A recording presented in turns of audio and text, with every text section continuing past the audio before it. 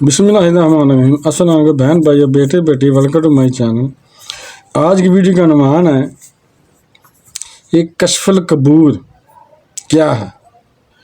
جو کشف ہوتا ہے نا، کہتے ہیں آگے والے حالات بندہ جان لیتا ہے، یا قبر کے حالات جان لیتا ہے، وہ کیا ہے۔ ناظرین، کبھی آپ کے ساتھ ایسا ہوا ہے کہ آپ کے دل پر اچانک کوئی خیال نازل ہوا ہو، کوئی ایسی خبر، علم، حقیقت یا راز جس سے آپ پہلے واقف نہ ہوں، یا آپ کو کبھی ایسا خواب آیا ہے جو کچھ عرصے بعد سچ ہو گیا ہو، کبھی بیٹھے بیٹھے کوئی ایسا خیال آیا ہو جس کے بارے میں آپ سوچ بھی نہ رہے ہوں، کوئی ایسی آواز اچانک آپ کے کانوں میں گونجی ہو جو کسی انسان کی طرف سے نہیں بلکہ کائنات کی کسی اور طاقت کی طرف سے آئی ہو۔ ایسا کبھی ہوا ہے کیا؟ کسی شخص کے بارے میں سوچ رہے ہوں اور فوراً اس کی کال آ جائے، یا وہ خود حاضر ہو جائے۔ کیا کبھی آپ نے ایسے منظر دیکھے ہیں کہ جنہیں دیکھ کر آپ کو لگا ہو کہ یہ سب آپ پہلے دیکھ چکے ہیں؟ اگر ایسا ہے تو یہ ویڈیو آپ کے لیے انتہائی معلوماتی ہونے جا رہی ہے۔ اگر ویڈیو پسند آئے تو اسے لائک کیجیے گا، شیئر کیجیے گا اور چینل کو سبسکرائب کیجیے گا۔ آپ کا لائک، شیئر اور سبسکرائب کرنا ہمارے حوصلے کو بڑھاتا ہے اور آپ کی محبت کا احساس ہمارے لیے انتہائی قیمتی ہے۔ ناظرین، نبی اکرم صلی اللہ علیہ وسلم کی انتہائی اتھینٹک حدیث مبارکہ ہیں جس میں آپ صلی اللہ علیہ وسلم فرمایا کہ جو سچے خواب ہیں یہ نبوت کا 46واں حصہ ہیں، یعنی کہ سچے خوابوں کی حقیقت سے انکار نہیں کیا جا سکتا۔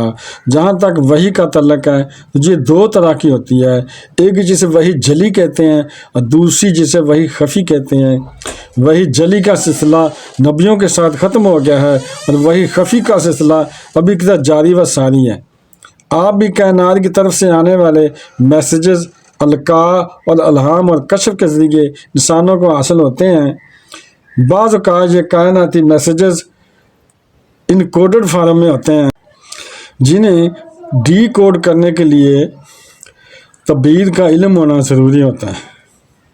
اللہ تعالیٰ اپنے نیک بندوں کے ذریعے بہت سے پیغامات اس دنیا میں بھیجتا ہے۔ نبیوں پر نازل ہونے والی وحی میں خطا کا امکان بالکل نہیں ہوتا، لیکن عام انسان پر آنے والی اس وحی کی خفی میں خطا کا امکان بھی موجود ہوتا ہے۔ بعض اوقات انسان پیغامات کے بارے میں مختلف قیاس آرائیاں کرتا ہے لیکن ان پیغامات کے اصل مقصد تک نہیں پہنچ پاتا۔ ناظرین، جہاں لفظ کشف کا تعلق ہے تو اس کا مطلب ہے کہ پردہ اٹھانا، اور روحانیت میں یہ لفظ ایسے امور سے پردہ اٹھانے کے لیے استعمال کیا جاتا ہے جو ظاہری آنکھوں سے غائب ہے۔ کشف کے ذریعے انسان مستقبل قریب میں ہونے والے واقعات کے بارے میں پہلے سے جان لیتا ہے۔ دوسرے الفاظ میں کسی پردے والی چیز کا بے پردہ ہو جانا کشف کہلاتا ہے۔ کشف ایک ایسی روحانی طاقت ہے جو آپ کو اندھیروں میں دیکھنے کے قابل بناتی ہے۔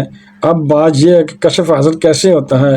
جب کوئی انسان معرفت الہی کی سیڑھی چڑھنی شروع کر دے، اللہ کی تلاش میں اپنے آپ کو گم کر لیتا ہے، انسان کا اولین مقصد صرف اللہ کی رضا اور خوشنودی حاصل کرنا بن جاتا ہے، اللہ کے فضل کو پکارتا ہے اور صراط مستقیم پر چلنا شروع کر دیتا ہے، تو اس مقام پر اللہ تعالیٰ اسے مختلف انعامات سے نوازتا ہے۔ جو انعامات اسے دیے جاتے ہیں ان میں سے ایک کا نام کشف بھی ہے۔ کشف حاصل ہونے کے بعد انسان ایک خاص مقررہ حد تک کائنات میں موجود اللہ تعالیٰ کی نشانیوں کا مشاہدہ کرتا ہے، کیونکہ اس شخص کو بصارت کے ساتھ ساتھ بصیرت بھی عطا ہو چکی ہوتی ہے۔ وہ ایسی چیزوں کو دیکھنے لگتا ہے کہ جنہیں ظاہری آنکھ نہیں دیکھ سکتی۔ ناظرین، قرآن پاک کی طرف چلیں تو قرآن پاک میں اللہ تعالیٰ فرماتا ہے کہ یا رسول اللہ، عربی کہتے ہیں کہ ہم ایمان لائے، ان سے کہہ دیجئے کہ تم ایمان نہیں لائے، اسلام لائے۔ مومن تب بنو گے جب اللہ کا نور تمہارے دلوں میں اترے گا۔ تو جب انسان اس مقام پر پہنچتا ہے کہ اللہ کا نور دل میں اتر جائے تو اس کے انسان کو جو خاص بنائی عطا کی جاتی ہے، اس بنائی کا نام کشف ہے۔ اسی لیے حضور صلی اللہ علیہ وسلم کا فرمان ہے کہ مومن کی فراست سے ڈرو کہ وہ اللہ کے نور سے دیکھتا ہے۔ تو جو شخص اللہ کے نور سے دیکھنے کے قابل ہو جائے وہ نور کے ذریعے بہت کچھ دیکھتا ہے۔ ناظرین، کشف کی مزید تفصیل میں جائیں تو یہ بھی دو طرح کا ہوتا ہے۔ ایک کشف اختیاری ہوتا ہے اور جو انسان کے اپنے کنٹرول میں ہوتا ہے، وہ جب چاہتا ہے حالت کشف میں جاتا ہے اور کسی بھی چیز کی معلومات اس کے دل پر نازل ہونا شروع ہو جاتی ہے۔ جبکہ دوسرا کشف غیر اختیاری ہے، یہ کشف ہر وقت جاری رہتا ہے اور کسی بھی وقت انسان کو پیغامات الہی حاصل ہونا شروع ہو جاتے ہیں۔ اس غیر اختیاری کشف پر انسان کا اپنا کنٹرول نہیں ہوتا۔ کشف ایک ایسی باطنی آنکھ ہے جو اللہ کے نور سے روشن ہوتی ہے۔ آج کل بہت سے لوگ اس بات کا دعویٰ کرتے ہیں کہ وہ صاحب کشف ہیں، تو صرف ایک ہی پیمانہ ہے کہ جس سے دیکھا جا سکتا ہے کہ ان کے پاس پیغامات الہی آتے بھی ہیں کہ نہیں، اور اگر آتے ہیں تو پیغامات روحانی ہیں یا شیطانی ہیں۔ اگر تو انسان کا اٹھنا بیٹھنا، سونا جاگنا، کھانا پینا احکامات الہی کے مطابق ہے اور وہ انسان دنیا کہ کسی چیز کا طلبگار نہیں ہے، جب بارگاہ الہی مکمل طور پر وہ سرنڈر کر چکا ہے، اپنے ہتھیار پھینک چکا ہے، اپنی تمام خواہشات کو چھوڑ کر صرف قرب الہی کی خواہش کرتا ہے، اس کا کردار بتاتا ہے کہ وہ طالب حق ہے، تو پھر اس کی طرف آنے والے پیغامات رحمانی ہیں۔ اگر کوئی شخص دنیا کا طلبگار ہو، خواہشات کا غلام ہو، نفس کے تابع ہے، تو بے شک اس کے پاس آنے والے پیغامات شیطانی ہیں اور وہ صاحب کشف نہیں ہو سکتا۔ کشف اس سے ملتا ہے جس پر رحمت خداوندی ہو۔